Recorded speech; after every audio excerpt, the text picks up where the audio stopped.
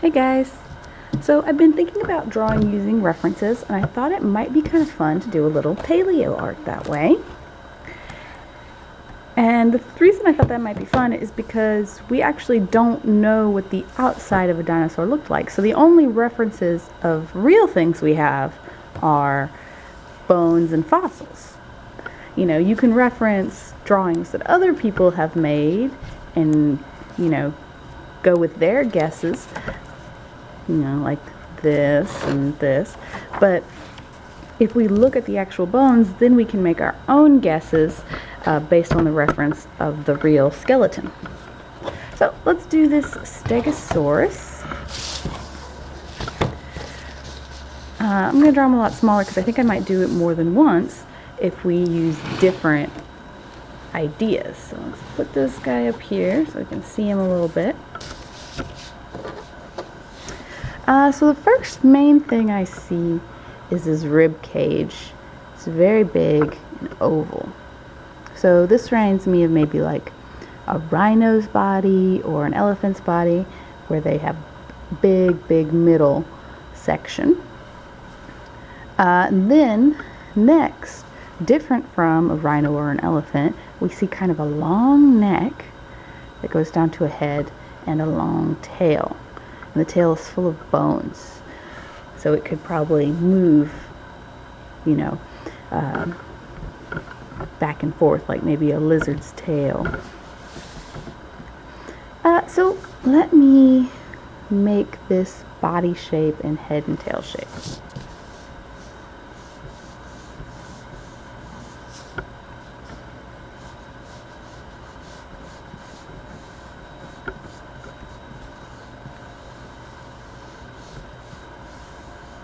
So I kind of see that line for the top of his body and make underneath.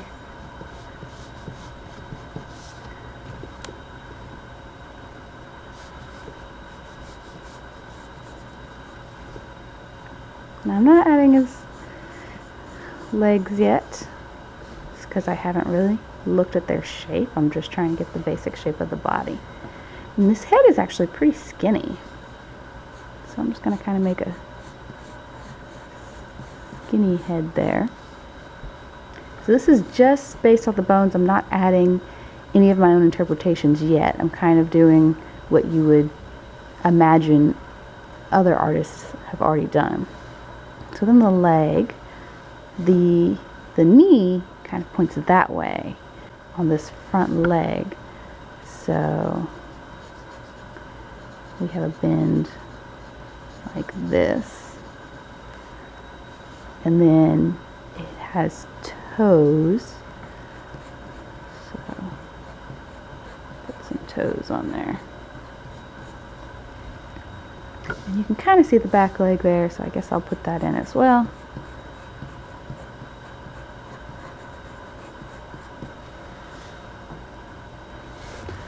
Alright, and then these legs, it's kind of in the crack, so it's hard to see, but its knee points the other way, forward.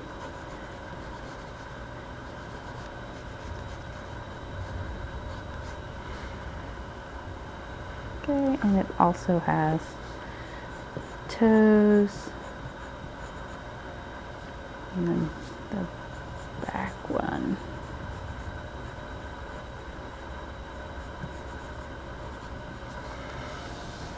Alright, so I've got this sort of very base Stegosaurus. It doesn't look like a Stegosaurus yet because I've left off the defining feature. I've got these plates. Now for a long time, scientists weren't really sure how the plates were supposed to be aligned, how they stood up. I'm not even positive if they still believe it's this way. But we don't really know for sure, so we can kind of make our own guess. And if I'm looking at them, they're kind of triangles. And they even start down here at the head.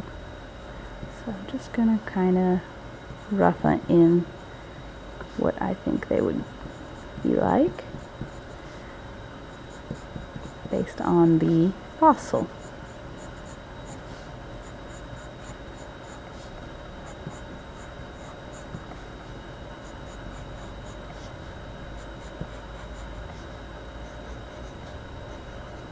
And you can see he's got some little spikies on his tail here.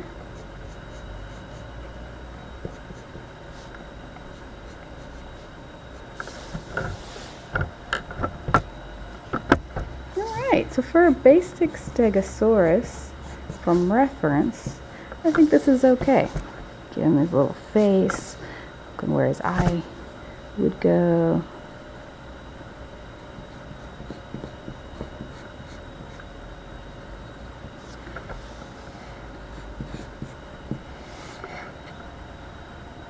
So that's fun.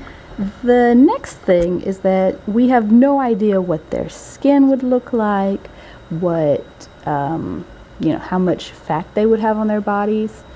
Some dinosaurs they think had feathers, probably not the Stegosaurus, but some dinosaurs wouldn't have even had like scaly skin. They would have had feathers or other kinds of skin. Later we even have prehistoric animals with hair. So you can start thinking, well, if I know some real life animals that have patterns or spots or scales or whatever, you can start adding that kind of thing. So I'm thinking, I know some lizards that kind of have cool stripy patterns and dots. And so I'm going to kind of add some of that to my Stegosaurus here.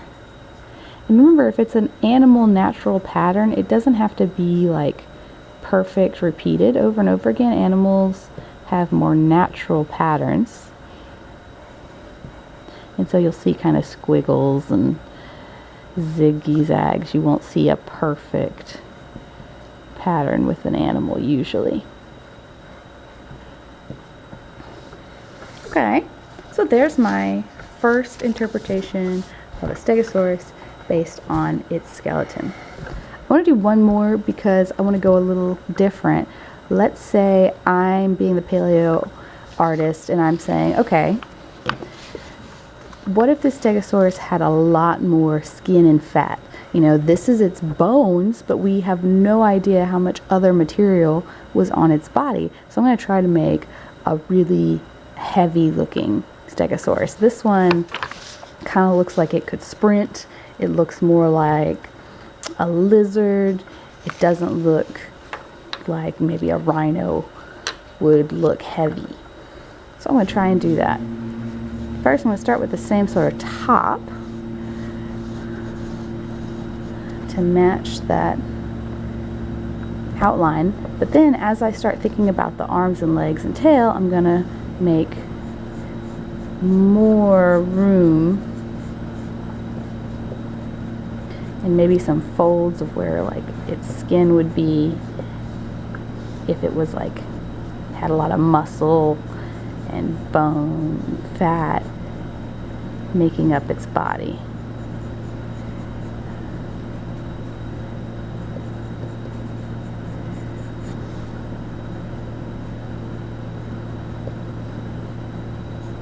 Okay, it's got kind of a back leg here.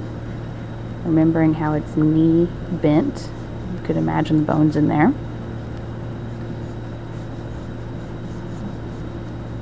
Big belly. Let's see about its front leg.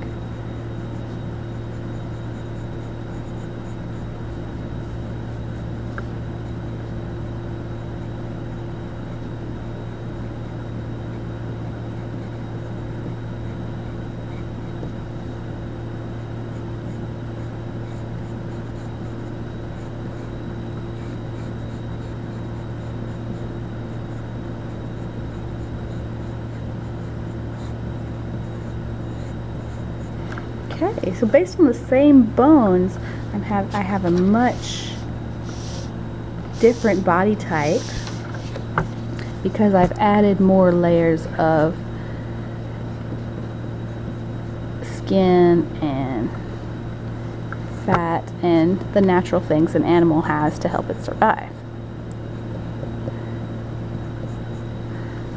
Maybe shade these in so we can tell they're behind.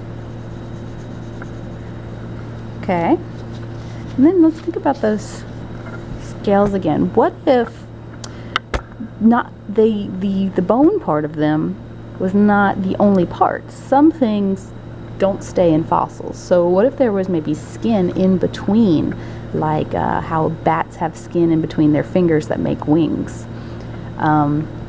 or frogs have skin in between their little fingers. So maybe there was some sort of like membrane of skin in between these scales. So I'll put the scales, but then I'll start thinking, okay, what if there was like a big frill on his head and on his body where these scales connected. This would have to be something soft that wouldn't stay around in a fossil. You know, and I'm not a paleontologist, so this might be already disproven. This might be something that they are pretty sure Stegosaurus didn't have. But we're finding new kinds of dinosaurs and recategorizing dinosaurs all the time. So I think it's kind of fun to think of what something could look like. Okay. And it has those spikies on the tail. I'm not sure what else those could be besides just spikies, so I'm just going to put them back on there. If you think of something, you can draw your own Stegosaurus with your own ideas. And then I'm draw the eye very little because I'm putting a lot of skin, so you can't see very much if it's covered.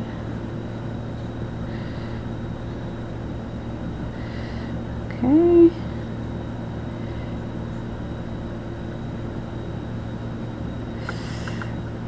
Oh wow, so this Stegosaurus looks completely different, but still pretty realistic.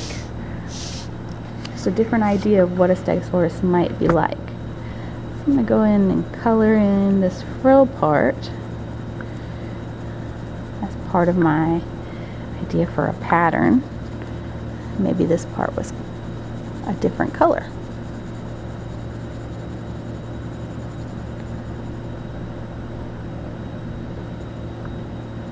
And give it some rough edges there. Okay, so there you have my two Paleoart using the same skeleton reference of fossil, but thinking of the different ways an animal's body might look with different skin and fat patterns. Yeah. Okay guys, try this yourself. Have fun. Bye.